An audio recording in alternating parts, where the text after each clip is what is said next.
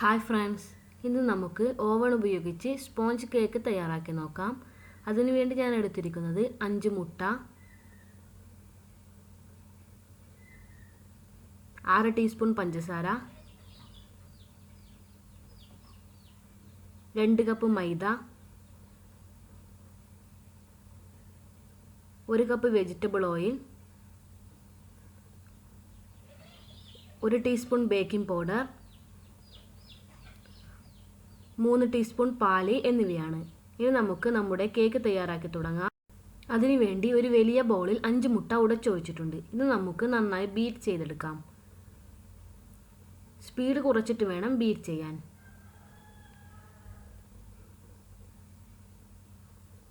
ശേഷം ഇതിലേക്ക് നമുക്ക് പഞ്ചസാര ചേർത്ത് കൊടുക്കാം. ആദ്യം തന്നെ പകുതി പഞ്ചസാര ചേർത്താൽ മതിയാവുന്നതാണ്. ഇത് നന്നായി ബീറ്റ് ചെയ്തെടുക്കുക.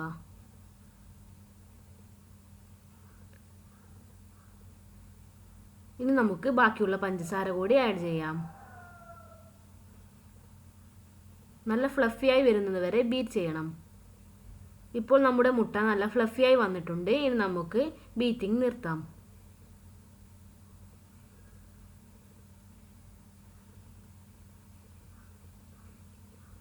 ഈ ഒരു പരുവമാവുന്നത് നമുക്ക് ബീറ്റ് ചെയ്യേണ്ട ആവശ്യമുണ്ട്.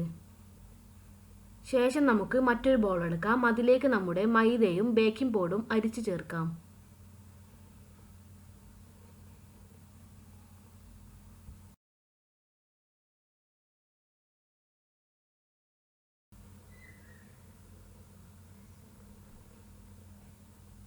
ഇതിലേക്ക് നമുക്ക് വെജിറ്റബിൾ ഓയിൽ കൂടി ആഡ് ചെയ്യാം. ഇത് നമുക്ക് ഒരു സ്പൂൺ ഉപയോഗിച്ചോ തവി ഉപയോഗിച്ചോ നന്നായി മിക്സ് ചെയ്തെടുക്കാം. ഇപ്പോൾ നന്നായി മിക്സ് ചെയ്തെടുത്തിട്ടുണ്ട്. ഇതിലേക്ക് നമുക്ക് 3 ടീസ്പൂൺ പാൽ കൂടി ആഡ് ചെയ്യാം.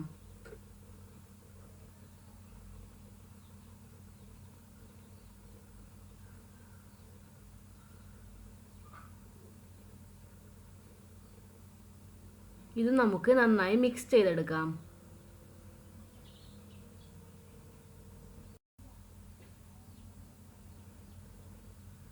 ശേഷം നമുക്ക് ബീറ്റ് ചെയ്ത് വെച്ച മുട്ട അല്പാൽപമായി ഇതിലേക്ക് ചേർത്ത് ഇളക്കി കൊടുക്കാം.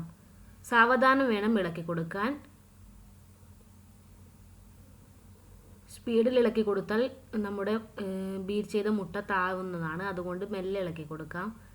ശേഷം നമുക്ക് കേക്ക് ചൂടാൻ ആവശ്യമായ ഒരു പാത്രം എടുത്ത് അതിലേക്ക് അല്പം ഗീ പുരട്ടുക. ശേഷം നമ്മൾ ഉണ്ടാക്കി വെച്ച മിക്സ്ചർ അതിലേക്ക് ഒഴിച്ചു കൊടുക്കാം. ഇത് നമുക്ക് നന്നായി ഒന്ന് തട്ടിയെടുക്കാം. എല്ലാ ഭാഗവും ഒരുപോലെ ആവുന്നതിന് വേണ്ടിയാണ് ഇങ്ങനെ ചെയ്യുന്നത്. ശേഷം നമുക്ക് ഓവനിൽ 180 ഡിഗ്രിയിൽ ഒരു 30 മിനിറ്റ് ബേക്ക് ചെയ്തെടുക്കാം. ഇപ്പോൾ നമ്മുടെ കേക്ക് റെഡി ആയിട്ടുണ്ട്.